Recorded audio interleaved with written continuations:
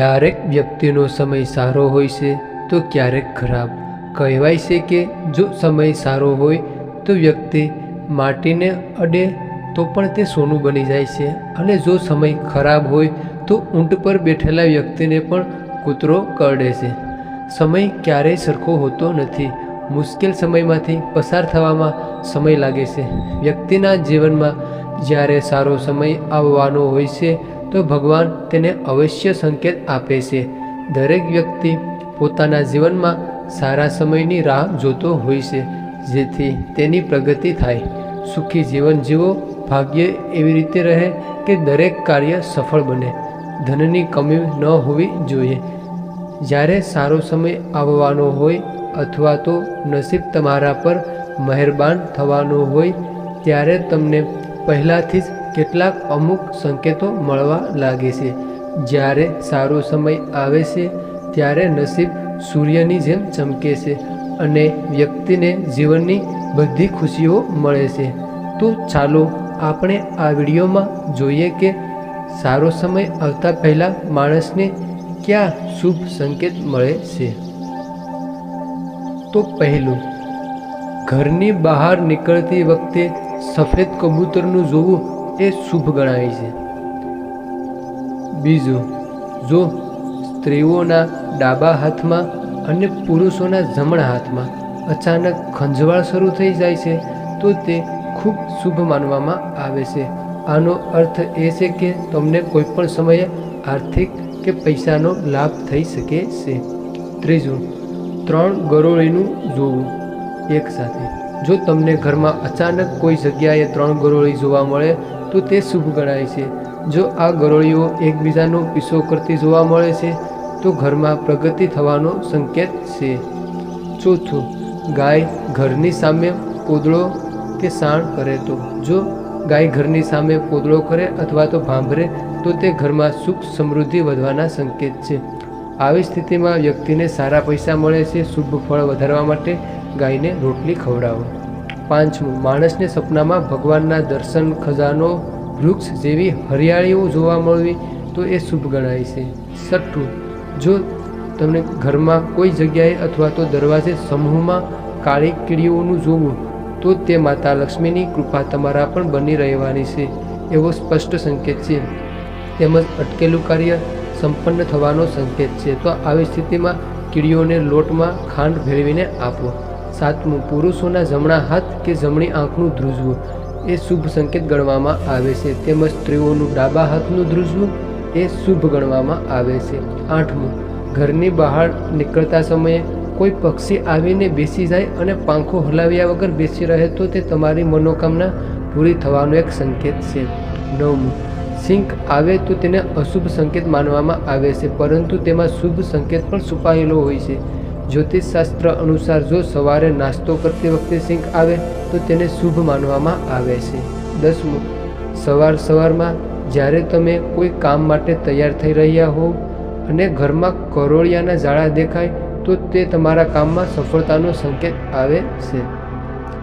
11મું, જો તમે કોઈ કામ માટે બહાર જતા હોય અને ત્યારે તમને કોઈ જગ્યાએ કોઈ માણસને રસ્તો સાફ કરતા જુઓ છો તો તે એક શુભ ગણાય છે. જો આમ થાય તો સમજવું કે તમારા પર માતા લક્ષ્મીની કૃપા હોઈ શકે છે અને ધન પ્રાપ્તિ પણ મળી શકે છે. 12મું, તમે મુસાફરી કરી રહ્યા છો અને તે દરમિયાન તમને સાપ અને વાંદરાઓ દેખાય છે તો તે સારા સમયનો શુભ સંકેત છે. તમારા જીવનની નાણાકીય કટોકટી દૂર થવાની છે. તમને ધનનું આગમન થઈ શકે છે. એટલું જ નહીં, જો ઘરમાં ચામાચીડિયાનો માળો હોય તો તે પણ શુભ માનવામાં આવે છે. 13મું, જ્યારે પણ યાત્રા કરતી વખતે તમને જમણી બાજુ વાંદરો, કૂતરો કે સાપ દેખાય તો તેને સંકેત શુભ ગણાય છે. તમારી પાસે પૈસા આવવાના છે. સપનામાં જો તમને કુદરતી સૌંદર્ય જોવા મળે તો તેને અતિ શુભ માનવામાં આવે છે. 14મું, જો તમે ક્યાંક જઈ રહ્યા છો અને તમને રસ્તામાં પૈસા મળી જાય તો સમજી લેવું કે તમારા સારા દિવસો શરૂ થવાના છે. આ રીતે અચાનક પૈસા મળવા એ લક્ષ્મીજીની કૃપાનો સંકેત છે. તેનો અર્થ એ પણ છે કે તમારી નાણાકીય સ્થિતિ પહેલાં કરતાં વધુ મજબૂત થવા જઈ રહી છે. 15મું, જો તમારા ઘરના આંગણામાં ચકલીઓ કિલકિલાટ કરવા લાગે છે તો સમજી લેવું કે સારો સમય શરૂ થવાનો છે. તમે સ્પેરો માટે ચકલી માટે અનાજ અને પાણી રાખી શકો છો. 16મું, જો તમારા ઘરના દરવાજે ગાય આવીને ભાંભરે છે તો તે ઘરમાં સુખ સમૃદ્ધિની નિશાની છે. આવી સ્થિતિમાં જ્યારે ગાય ઘરે આવે ત્યારે તેને રોટલી અવશ્ય ખવડાવવી. 17મું, જો તમને સપનામાં પાણી દેખાય તો તમને ધનલાભ થશે તેવો સંકેત આપે છે. તેવી જ રીતે કપડાં ઉતારતી વખતે પૈસા પડી જાય તો તેને પણ શુભ સંકેત માનવામાં આવે છે. 18મું, જ્યારે તમે પૂજા કરો છો ત્યારે ભગવાનની સામે રાખવામાં આવેલા ફૂલ અથવા પાન અચાનક પડી જાય છે તો સમજવું કે ભગવાન તમારાથી પ્રસન્ન છે અને જલ્દી તમારી મનોકામના પૂરી થશે. 19મું, લગ્નની વાત ચાલી રહી હોય અને જીવનસાથી બતાવતી વખતે જો કોઈ સ્ત્રી લાલ સાડીમાં તૈયાર થયેલી જોવા મળે તો સમજવું કે તમને સારો જીવનસાથી મળશે. 20મું, જો તમને રસ્તામાં ચાલતા ચાલતા કોઈ સિક્કો મળી જાય તો ઉધાર આપેલા પૈસા તમને જલ્દી મળી જાય છે તે વાતનો સંકેત આપે છે. તેમજ તમને ધન લાભ થવાની પણ શક્યતા વધી જાય છે. 21મું, જો તમે કોઈ જરૂરી કામ માટે બહાર જવાનું થાય અથવા ઘરેથી નીકળતી વખતે તમને યાદ આવે કે તમે કંઈક ભૂલી ગયા છો તો તે તમને ખરાબ સમય જતું રહેશે તે વાતનો સંકેત આપે છે. 22મું, પરીક્ષા આપતી વખતે કોઈ ફૂલ પડેલું મળે તો તે સફળતાની નિશાની છે. સવારે ઉઠીને દૂધ અથવા દહીં જેવા પદાર્થ દેખાય તો જલ્દીથી તમારી કિસ્મતના દ્વાર ખુલી જવાનો પણ સંકેત છે. 23મું, જો તમે કોઈ કામ માટે વહેલી સવારે ઘરેથી નીકળ્યા છો અને રસ્તામાં તમને નવી વર કન્યા એક સાથે દેખાય તો સમજી લેવું કે તમારો સારો સમય શરૂ થવા જઈ રહ્યો છે. આને સારા દિવસનો શુભ સંકેત માનવામાં આવી શકાય છે. 24મું, જો કોઈ દિવસ તમારા પર પક્ષી મારશે તો તેને ખરાબ ન અનુભવો. આ તમારા માટે સારો સમય સંકેત હોઈ શકે છે. એવી માન્યતા છે કે જ્યારે પક્ષી કોઈ વ્યક્તિને ચૂંટી કાઢે છે ત્યારે તેનું સૌભાગ્ય શરૂ થાય છે. 25મું, જ્યારે પણ તમે તમારા ઘરની સામે આંકડાનું ઝાડ ઉગતું જોવા મળે તો સમજી લો કે તમારો સારો સમય આવવાનો છે. આ સંકેત ખૂબ જ શુભ માનવામાં આવે છે. 26મું, તમે કોઈ ખાસ કામ માટે ઘરેથી નીકળી રહ્યા છો અને જો તમે કોઈના હાથમાં પાણીથી ભરેલો કળશ જુઓ છો તો તે પણ શુભ ગણાય છે. 27મું, સારો સમય શરૂ થાય તે પહેલાં રંગબેરંગી પતંગિયા તમારી આસપાસ ફરવા લાગે છે. આને પણ ખૂબ જ શુભ માનવામાં આવે છે. 28મું, એવું પણ માનવામાં આવે છે કે સારો સમય શરૂ થાય તે પહેલાં જ વ્યક્તિને ભવિષ્યનો ખ્યાલ આવવા લાગે છે. આટલું જ નહીં, ભવિષ્ય વિશે કરવામાં આવતી અટકળો સાચી સાબિત થવા લાગે છે. એટલું જ નહીં, વ્યક્તિને સંકેતો જેવા પૂર્વસૂચન મળવા લાગે છે. 29મું, કાચબું જોવું એ શુભ સંકેત છે. ભગવાન વિષ્ણુએ કાચબાનું રૂપ ધારણ કર્યું હતું. જો તમને સપનામાં કાચબો દેખાય છે તો સૌભાગ્યની નિશાની છે. બંધ નસીબના દરવાજા જલ્દી ખુલી શકે છે. 30મું, કોઈ દિવસ તમે તમારા ઘરની નજીક અથવા રસ્તામાં મોર જુઓ અથવા મોરને નાચતા જુઓ તો તે દિવસથી તમારા સારા દિવસો શરૂ થઈ શકે છે. મોરનું દર્શન એ શુભ માનવામાં આવે છે. 31મું, ઘરની છત પર કોયલ બોલતી એ પણ એક શુભ સંકેત ગણાય છે. જો આવું થાય તો તમારી સંપત્તિ વધી શકવાનો સંકેત છે. 32મું, જો તમને તમારા સપનામાં અથવા રસ્તામાં સોનાનો સાપ દેખાય છે તો સમજો તમારા સારા દિવસો શરૂ થવાના છે. આને સૌભાગ્યની તાકાતની નિશાની ગણવામાં આવે છે. 33મું, જો તમારા ઘરની બહાર સફેદ રંગની ગાય મૂંગવા લાગે તો તેને પણ સારા સમયની શરૂઆતનો સંકેત ગણવામાં આવે છે. તો તેને રોટલી, ગોળ વગેરે ખવડાવી શકો છો.